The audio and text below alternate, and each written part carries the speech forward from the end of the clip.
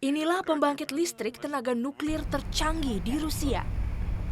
Как я уже сказал, на данной площадке сооружаются самые современные энергоблоки, впитавшие в себя все технические, проектные. Indonesia pun berharap untuk memilikinya. Namun, mungkinkah?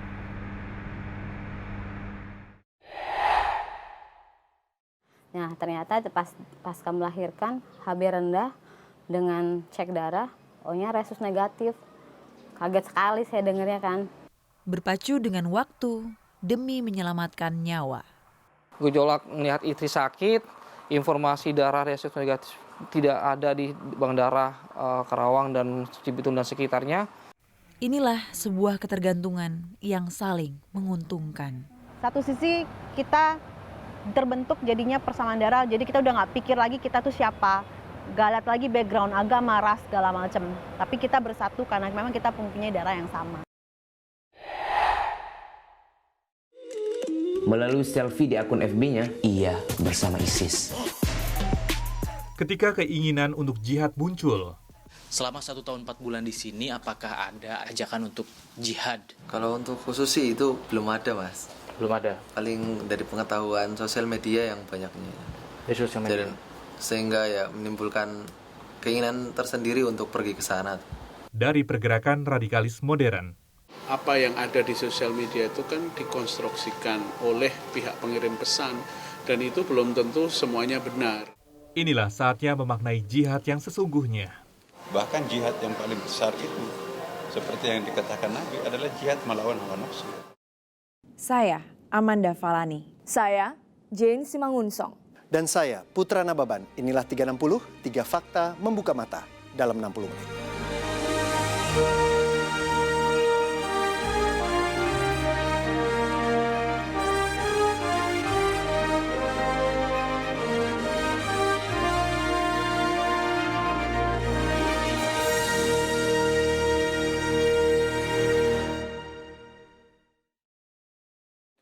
Baru-baru ini, Jane Simangunsong berkesempatan mengunjungi salah satu pembangkit listrik tenaga nuklir terbesar di Rusia. Salah satu perusahaan nuklir milik Rusia bahkan berencana membangun PLTN mini di Indonesia. Letaknya tak jauh dari ibu kota. Pro dan kontra pun bergulir. Sebagian pihak khawatir dengan risiko kecelakaan seperti yang terjadi di Fukushima, Jepang beberapa tahun lalu. Tapi ada pula yang beranggapan pembangunan PLTN ini penting demi kebutuhan masyarakat yang lebih besar. Berikut penelusuran Jane Simangunsong.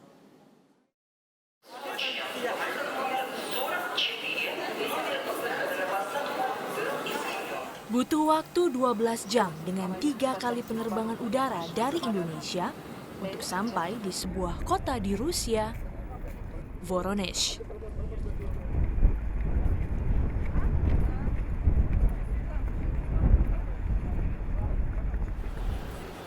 Menjauh dari pusat kota, saya menuju wilayah industri di Kabupaten Novovoronezh.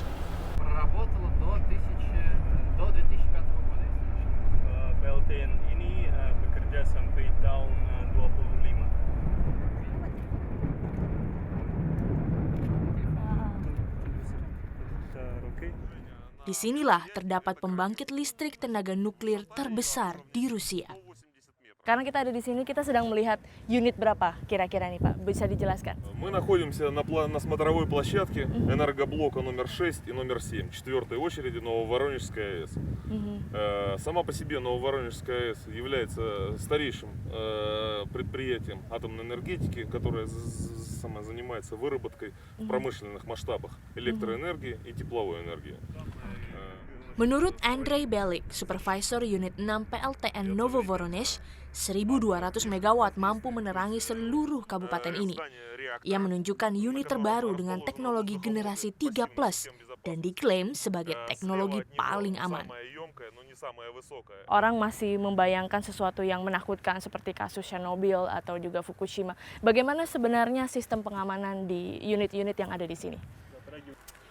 Как я уже сказал, на данной площадке сооружаются самые современные энергоблоки, впитавшие в себя все технические, проектные наработки, которые и не только учтены отечественная значит, технологии, значит, но и с учетом мирового опыта работы атомной промышленности.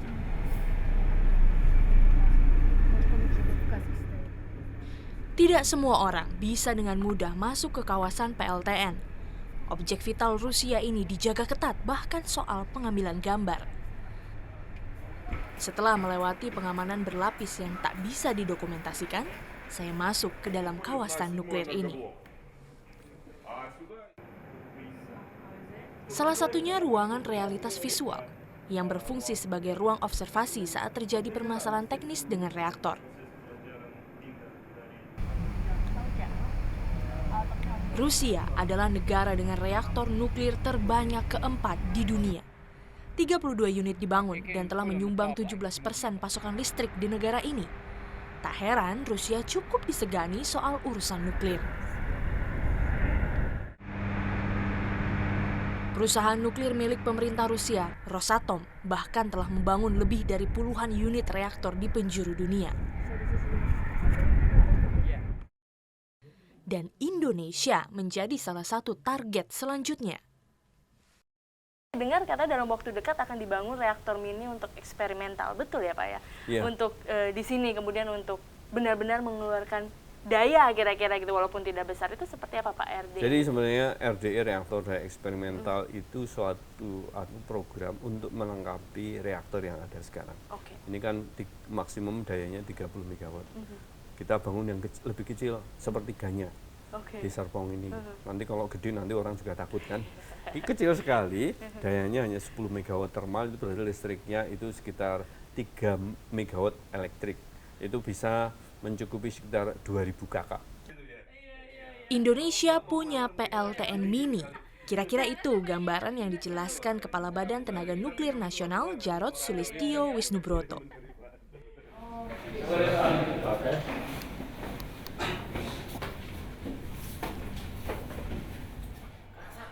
Batan sebenarnya sudah punya reaktor nuklir, salah satunya yang ada di Serpong, Tangerang Selatan. Tapi reaktor ini tidak menghasilkan daya listrik, melainkan untuk keperluan riset dan produksi radioisotop yang berguna di bidang kesehatan dan pertanian.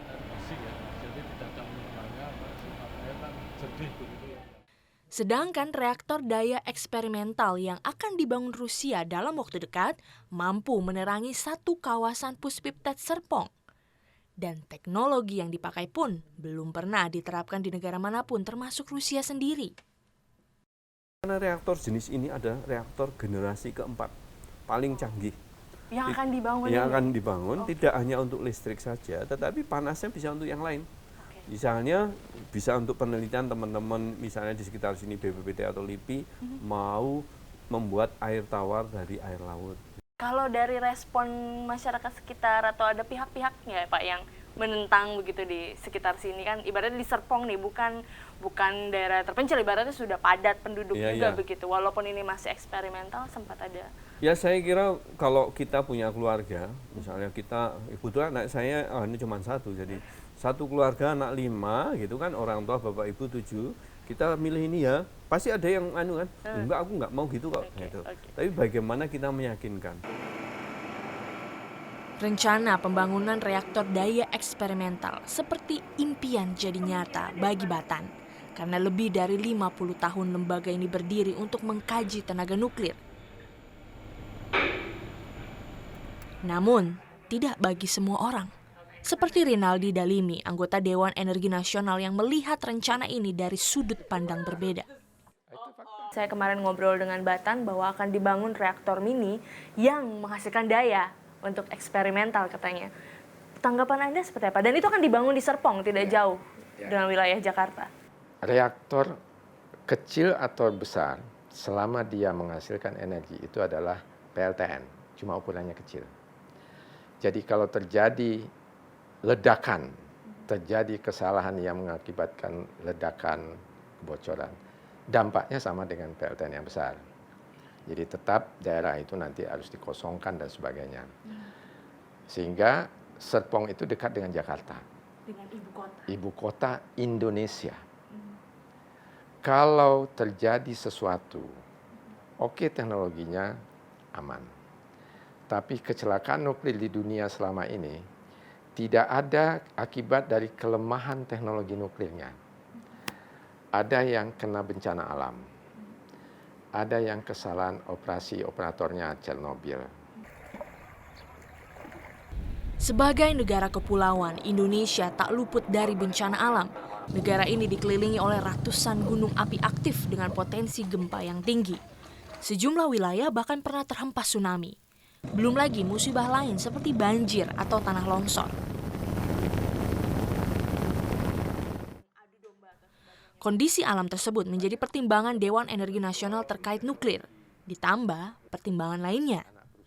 Walaupun teknologi yang akan dibangun PLTN Research itu aman, tapi daerah kita ini kan daerah yang tidak stabil, gempa.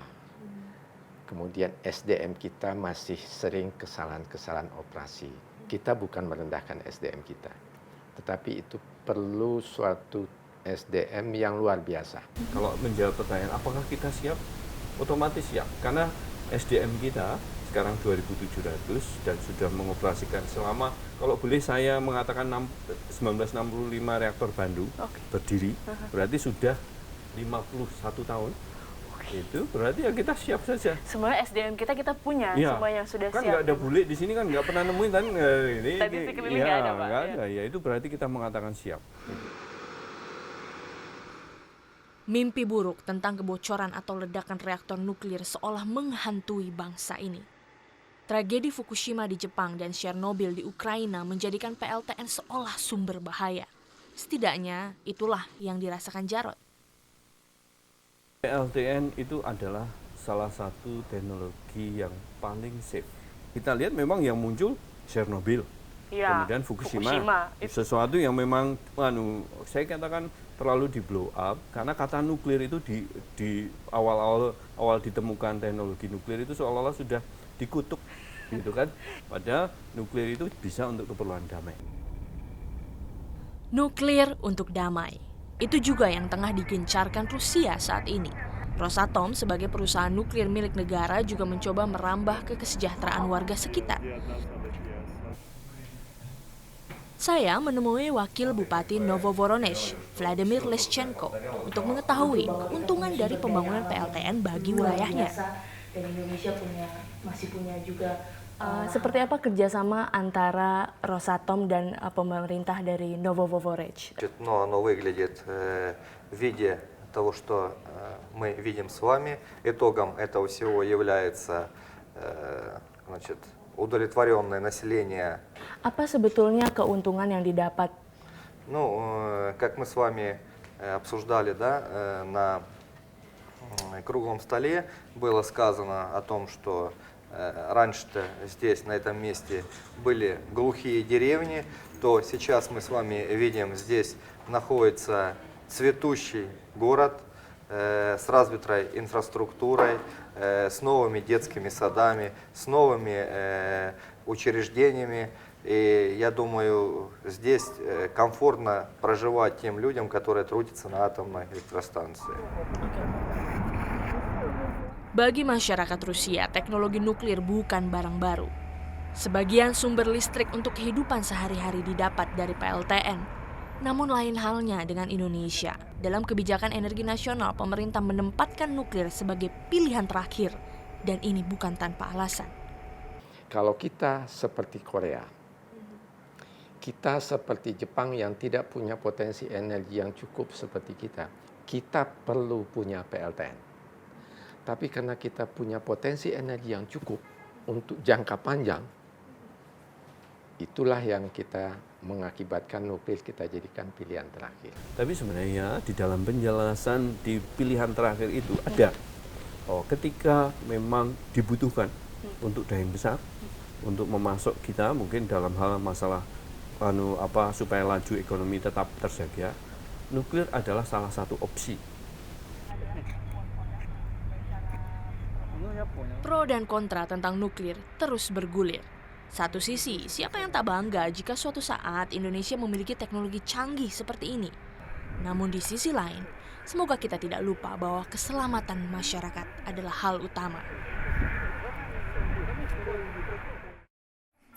Sebuah perjuangan mencari donor darah langka.